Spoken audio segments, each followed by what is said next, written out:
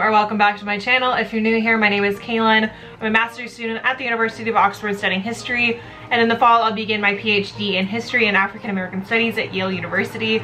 I wanted to take you guys along for a little day vlog and show you guys what I'm up to because I have a lot of things in the works. This week I'm focusing on my dissertation because I want to get a draft put together for my advisor, and so I'm going to be working on that a little bit today. I'm also hosting my first free admissions masterclass on how to get into your dream university. So people have signed up on my website, and it's going to be a course where I just basically cover how I went from a 2.9 GPA in high school all the way to getting into UCLA as an undergrad, and then going to Oxford, and now getting into Yale. So I'm going to be talking a little bit about that process. I'm going to talk about the admissions process of undergrad versus grad school. I'm going to be talking about how to write a statement of purpose and a personal statement, and a couple other things, and then I'm also going to be hosting a Q&A at the end. So I have all the slides for that. That's all ready to go. That call is going to be at 1. So this morning I'm going to send out an email blast to everyone that is subscribed and is supposed to be on that call to make sure that they have all the information that they need for the Zoom call. And so I'm gonna start my day off by making my plan, sending out that email blast. I have to go help my grandmother, run some errands, and then I'm gonna be coming back, doing my master class, and then working on my dissertation. So I just wanted to show you guys a little bit about how I'm balancing everything, and I also wanted to make today's video a little bit casual. I had a bunch of different questions that people sent me on Instagram a couple weeks ago, and so I wanted to make this a fun vlog slash Q&A. So throughout the vlog I'm going to be answering your guys' questions, so stick around all the way through the end because I have a lot of information packed in this video for you. And let's go ahead and get started. Down, yeah. I've been feeling so down, yeah. Can you tell me why? Can you tell me why I'm down, yeah. No friends of mine around, yeah. Now I'm thinking might have caught the June blues, yeah. Alright, so Liam is leaving today. So he's no longer going to be in the vlogs for a little while, but he's going to be in my moving vlogs because he's going to come with me to Connecticut to help me move in. It's going to be a very long drive, but we'll still have study dates. That's true. Yeah. So he'll be in the vlogs in that context, but he has to drive all the way back to Southern California. 5.5 hours.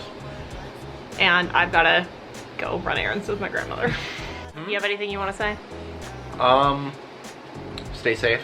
Yeah, mostly just like hope you and your family stay safe during this like turbulent time. So. Thanks, honey, for that public service announcement.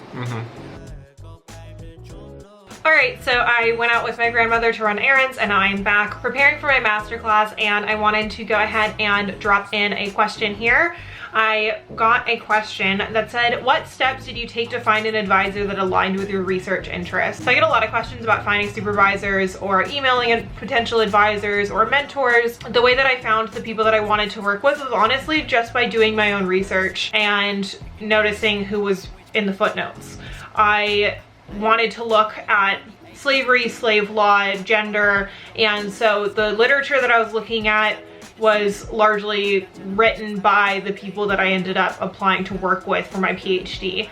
And same goes for when I applied to study at Oxford. I would say primarily check faculty listings as well as actually look at the footnotes in the literature, because the people that are writing the kind of pivotal literature in your field, subfield, are going to be the people that you want to work with. And the advisor that I'm going to be working with at Yale is pretty closely aligned with my subject matter, though he does not focus on gender.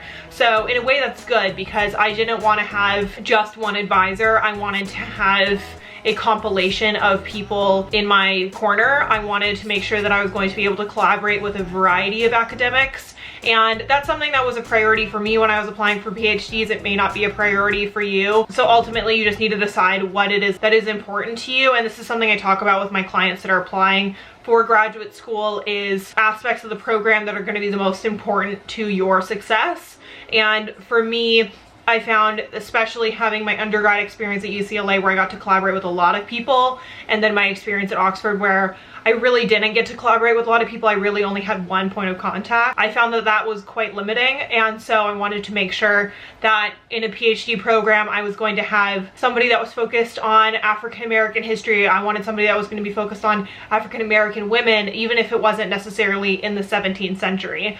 And then I wanted somebody that was really well versed in law and legal history, and especially slave law. So I wanted kind of a compilation of people that studied the Atlantic world, that studied Virginia, that studied slavery in the lower South. I wanted as much information as I could possibly get, especially in a PhD program where I'm going to be there for 6 years and I want to develop a really strong piece of research. So that is how I went about finding my advisors, was basically by just paying attention to who I was reading, and then in addition to that, looking at faculty listings.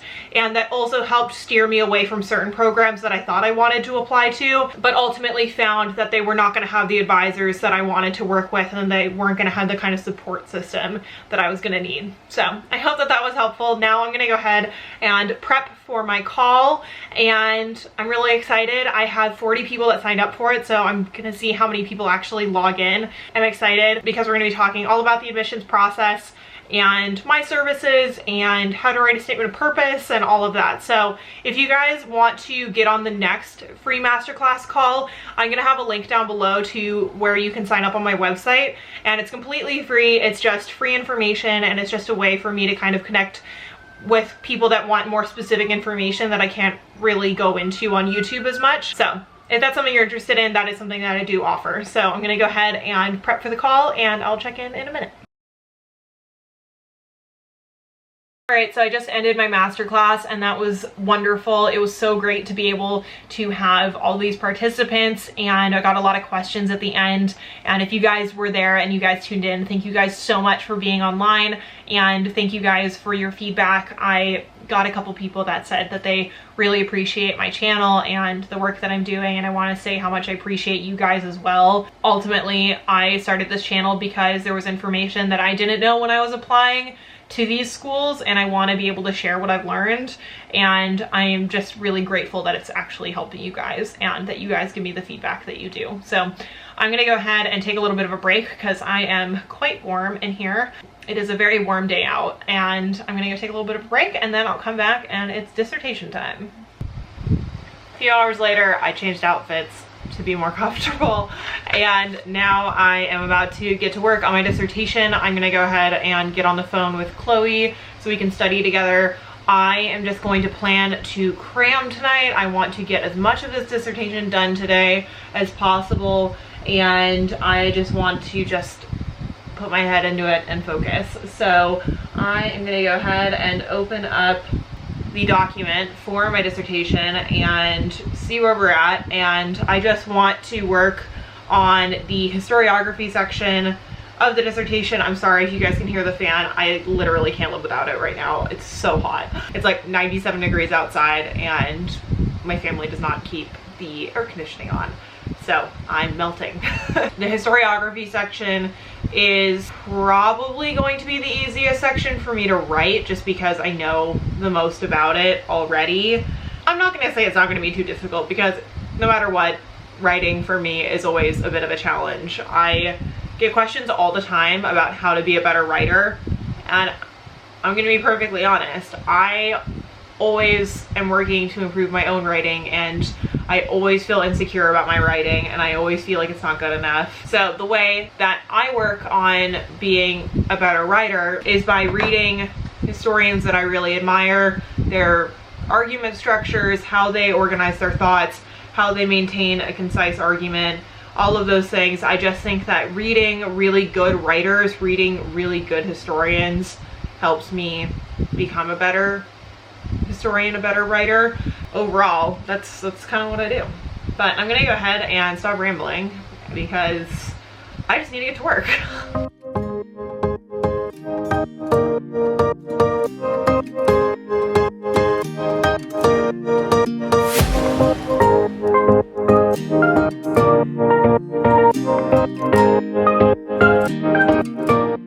Alright, so it's been a little while. I have been working on my dissertation and I figured I would take a little bit of a break to answer some questions. One of the questions I received was, how should I pick professors for letters of recommendation and when should I ask them for letters? So as for letters of recommendation, I made sure that I had relationships with all of my professors from the get-go. I made sure I attended office hours. I was active in class. I just made sure that I was always in a position where I could receive a positive letter of recommendation. And the people that I asked for letters from were people that appeared to have a very vested interest in my future. And so my advisor for my undergraduate thesis was kind of an obvious letter of rec. There was also a professor who I really wanted to work with at UCLA, and I specifically asked her to do an independent research project with me. I knew that I wanted to work with her from the moment that I got to UCLA, so I made sure I took a lecture course with her, attended office hours. I made sure that I was always around in class, after class. I made sure that I was always raising my hand and participating. So that way, when I did ask her to do an independent research project a year later, she remembered me from class and she was willing to do it. My circumstance may be slightly unique in that I was very much aware that I was going to need letters of recommendation when I got to UCLA. I would say if you're in a position where you are unsure or it's a little late in the game for you, you want to make sure that your letters of recommendation are coming from professors that know your academic work the best, that know who you are as a student, and who are willing to vouch for you as someone who's going to become a good researcher. I would say if you are still in school and you still have the opportunity, try to find ways to do independent projects with professors. See if people need research assistants, always be seen working, and put yourself in a position where they would be willing to write you a letter. If your professors do not know you that well, I would say make sure that you ask them early. Make sure that you ask them before you graduate. I always let my professors know probably 6 months ahead of time that I was going to be asking them for a letter of recommendation, but that kind of came with the territory of I had always talked about wanting to go to grad school, so I think they were already aware that I was probably going to come to them for a letter of recommendation. And some professors even said, if you ever need a letter of recommendation, feel free to reach out to me. If you're not in that position, then I would say just make sure that you reach out to them. You say, I really appreciated your class. I am looking to pursue a graduate degree and continue my studies. I was wondering if you'd be willing to write me a letter of recommendation. I can send you my personal statement or statement of purpose, as well as a written sample from your course. Oftentimes, if professors don't know you that well, they will ask you to go ahead and send them a piece of your work that you submitted for their class, or to send them your written sample.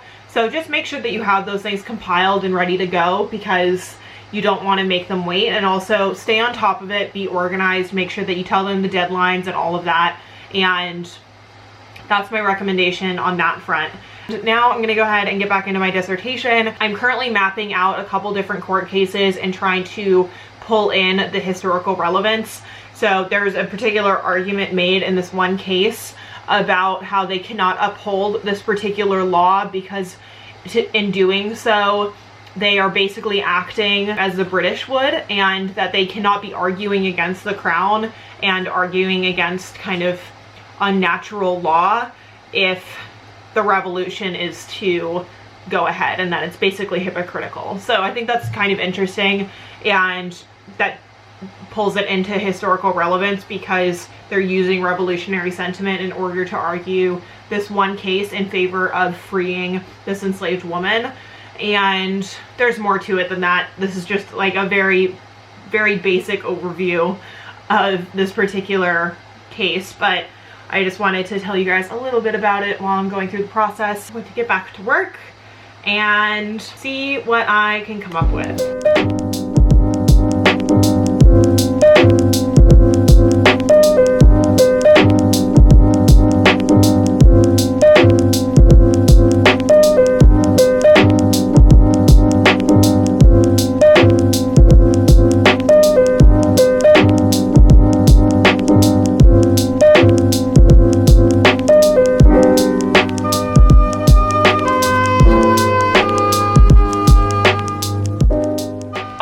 So it is much later now, and it is about 10:30.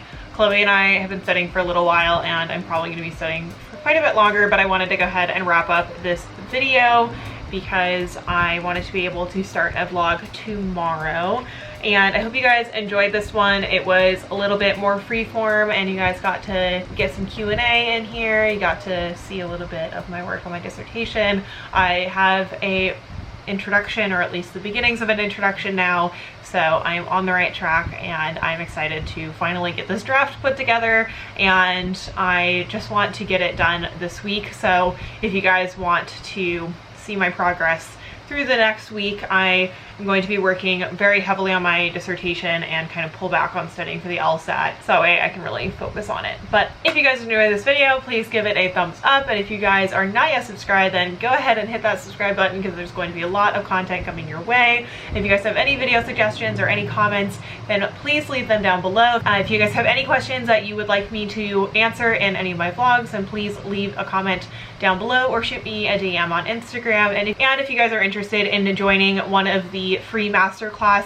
series that I'm hosting, then go ahead and sign up down below. My website will be linked, and I hope to see you there. So I will see you guys in the next video.